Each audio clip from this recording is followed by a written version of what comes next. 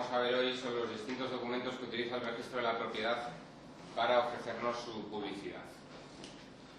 La base del registro de la propiedad, principalmente cuando se constituyó, fue pues, que todos tuviéramos acceso a una base de datos en la cual los propietarios de las fincas pudieran exhibirlas, tener esa publicidad al orden del día y a mano de todo o cualquier persona que quisiera preguntar por ella, y aparte de eso pues velar por la seguridad de las fincas que se inscriben en sus tomos, ¿no?, frente a terceras personas. Entonces aquí dentro de este documento, que por cierto han empezado o está ordenado de una manera, yo no lo había ordenado, pero bueno, vamos a encontrar los distintos formatos de publicidad registral que se pueden encontrar en el registro. El primer formato que encontráis es la nota simple extensa, ¿vale? Este formato es un formato que actualmente se encuentra en desuso, o sea, no se están dando notas simples extensas a cualquier usuario del registro de la propiedad, y la única manera de poder conseguir una nota simple extensa es a través de un certificado registral, porque a raíz de que salió la nueva normativa de protección de datos, el registro de la propiedad se ha cuidado muy mucho de limitar los datos que se ofrecían o que se facilitaban a través de la nota simple extensa, ¿vale?, de la publicidad registral por nota simple extensa. Pero yo os la pongo ahí porque es la mejor manera de que podamos entender cómo funciona un registro de la propiedad. Es donde vais a ver, o donde se puede ver, de qué manera tiene el registro de inscribir los distintos títulos públicos que tienen acceso a él, de cómo los va ordenando por orden de prioridad o de presentación al registro de la propiedad, y de cómo transcribe esos documentos públicos en sus tomos o fichas registrales, ¿vale? El registro de la propiedad lo que hace cuando le llega una escritura pública, ya que solamente inscribe documentos públicos, o sea, documentos que han sido otorgados ante un funcionario público como es el notario, solamente escribe ese tipo de documentos, y lo que va haciendo cuando le llegan esos documentos a sus oficinas de presentación es ir tomando nota de los datos más importantes que contiene, y dependiendo del documento incluso hay muchas veces que hay el 100% del contenido de esas escrituras o de esos documentos públicos, ¿no? Entonces, si os dais cuenta, en el primer ejemplo que podéis ver, arriba del todo hay unos datos básicos que son el tomo, el libro, el número de registro de la propiedad, en este caso porque Madrid tiene 40 y tantos registros de la propiedad, Madrid capital estoy hablando. Luego, debajo del número del tomo tenemos un número, que es el 096, que es el número de folio, y al lado del número de folio, y que está tachado porque es un dato identificativo y que no está protegido, por lo tanto, estaría el número de esa finca, ¿vale? ¿Qué significa el número de tomo? Pues el registro de la propiedad tiene en sus archivos tantos tomos le hagan falta como para poder inscribir todo el historial de las fincas que componen su registro o su distrito hipotecario. Empiezan por el tomo 1 y acabarán no se sabe en cuál, ¿de acuerdo? Entonces, en el tomo 1, folio 1, seguramente encontraremos la finca número 1, debería de ser así, aunque por traslados de registros, divisiones de registros, etc., puede ser que nos encontremos otro número de finca, ¿vale? Se dejan unos folios entre la finca 1 de ese mismo tomo y la finca número 2, porque se calcula que el historial de la finca número 1 irá creciendo sucesivamente y necesitará de más folios, ¿de acuerdo? A ver, esto es importante que lo asimiléis así porque ¿eres Almudena? Es que no encuentro el documento PDF que solía estar en el escritorio. Entonces por eso, pues documentos registrales o publicidad registral tiene que ser un PDF.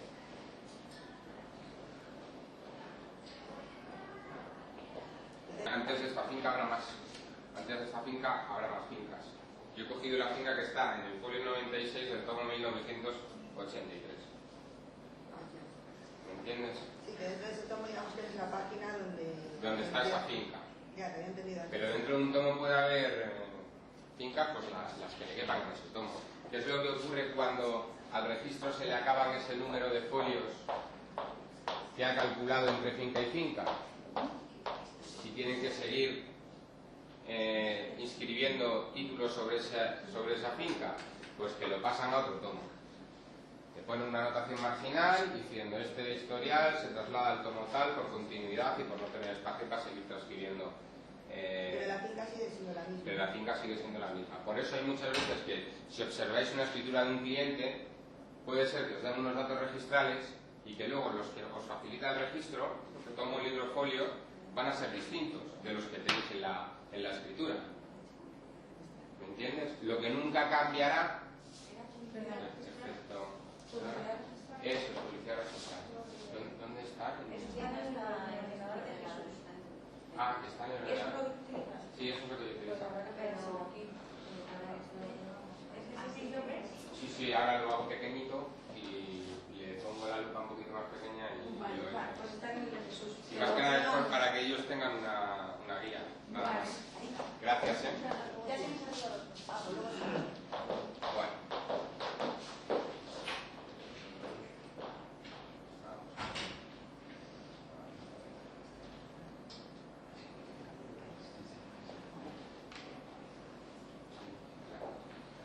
Porque hay veces... Un momentito que enseguida...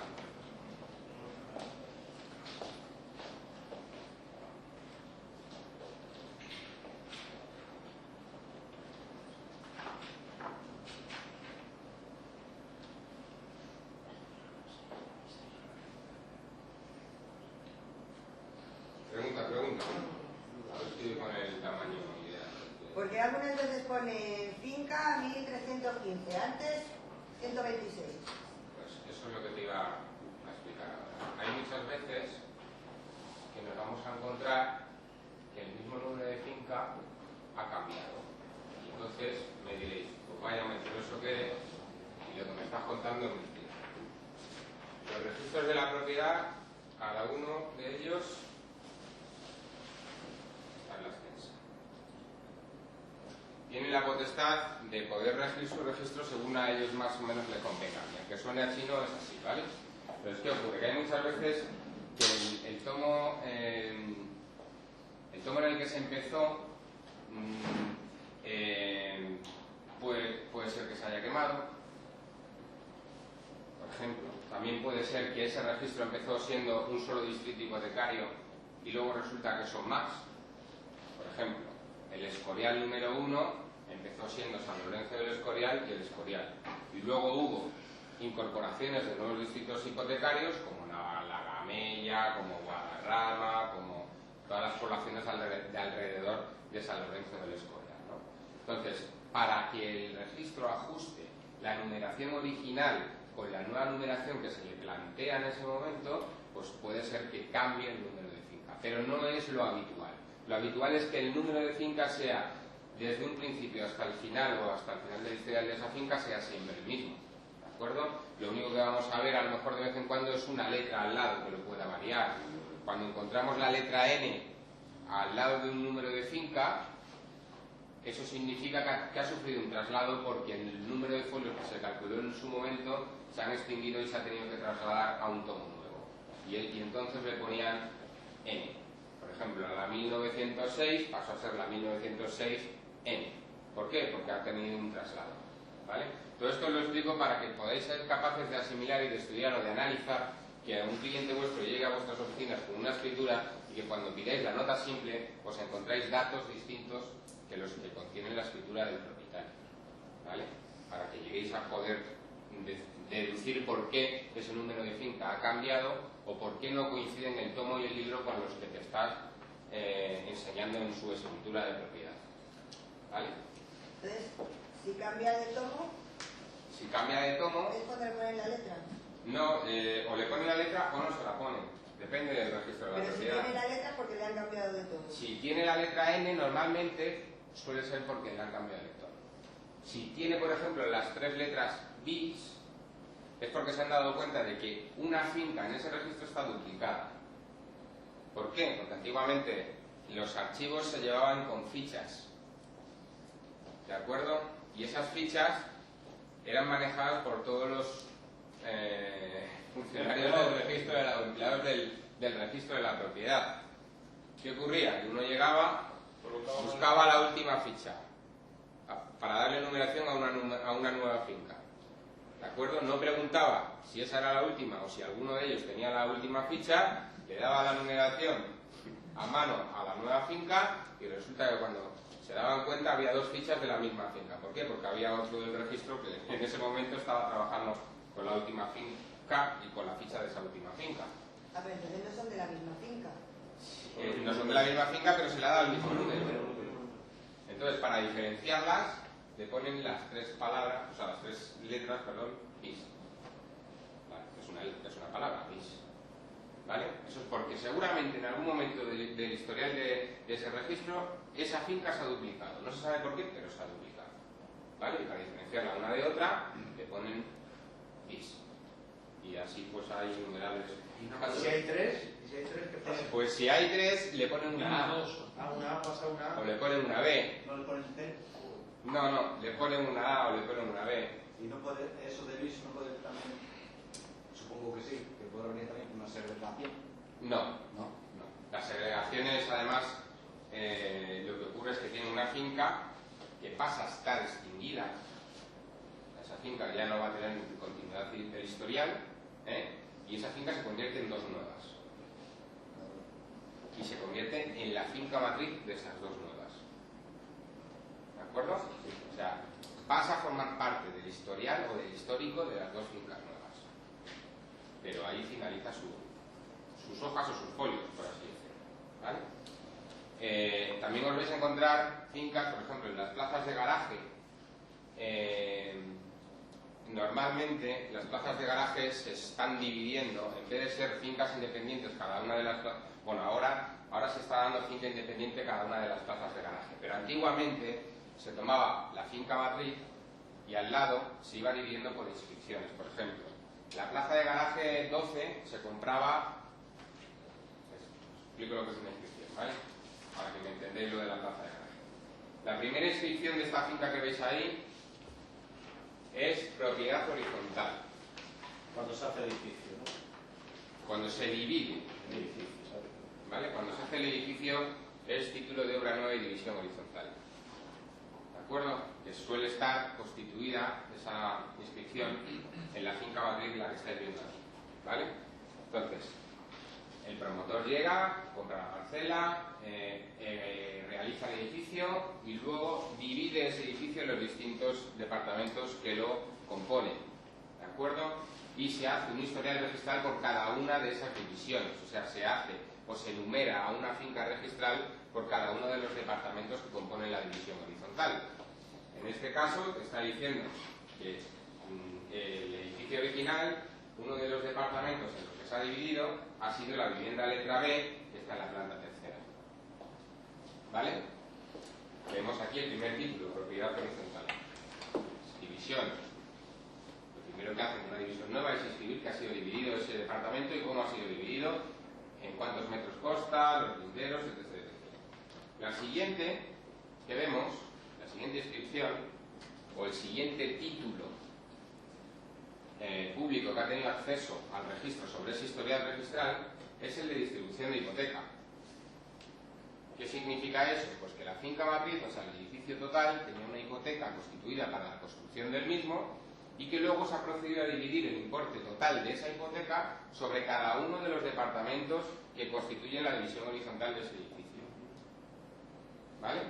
A grosso modo. Ahí se divide la responsabilidad por departamento, las costas y gastos, el plazo de duración, etc. Pero si os dais cuenta, al final pone, inscribo, aquí, pone, podrá mostrar aquí, extensa, segunda de la finca, 29.580. ¿Veis ese numerito abajo del todo? La extensa de esta distribución de hipoteca, o sea, si quisiéramos recabar más datos sobre ese título público, tendríamos que ir al historial de la 29.580, porque es donde estaría constituida y descrita al 100% esa hipoteca. Y luego la han dividido por vivienda. Eso es. El 100% por metro de vivienda. Y a cada una le han inscrito la distribución de hipoteca. Que te ¿Vale? quieres subrogar, te subroga, y si no, cancela el promotor y tú Efectivamente, esta hipoteca está cancelada. Digamos que esa es la finca matriz. Esa es la finca matriz. Que si os dais cuenta, si lo ponéis son... Bueno, no voy a explicar más porque os voy a liar.